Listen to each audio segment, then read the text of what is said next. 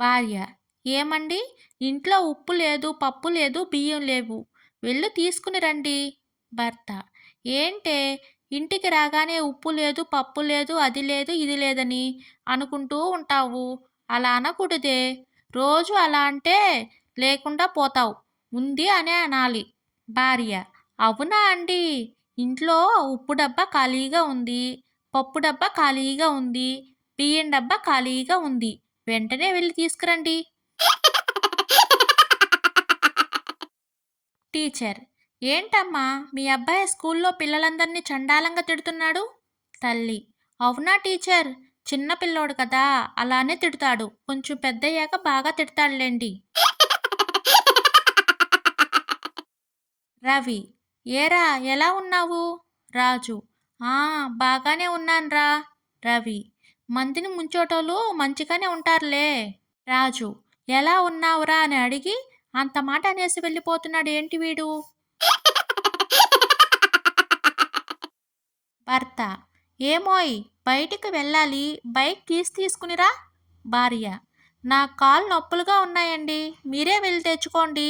భర్త: చీరలు కొనడానికి షాపింగ్కి పోవడానికి టైం అవుతుంది.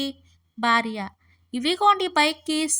భర్త: చీరలు నీ కాదు, మా అమ్మకి.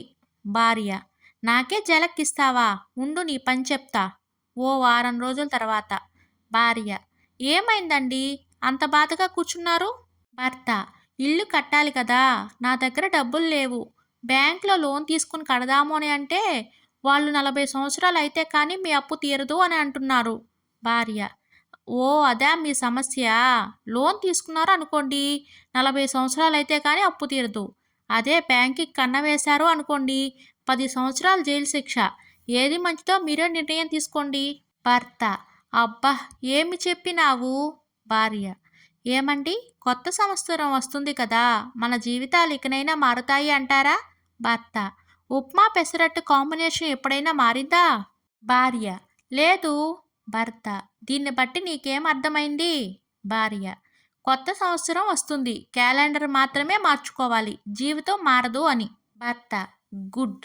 భార్య: ఆడదాని మనసు నీళ్ళ లాంటిది, మగాడి మనసు మట్టి లాంటిది. భర్త: అందుకే పెళ్ళి అయిన తర్వాత జీవితం బురద బురద అయిపోతుంది.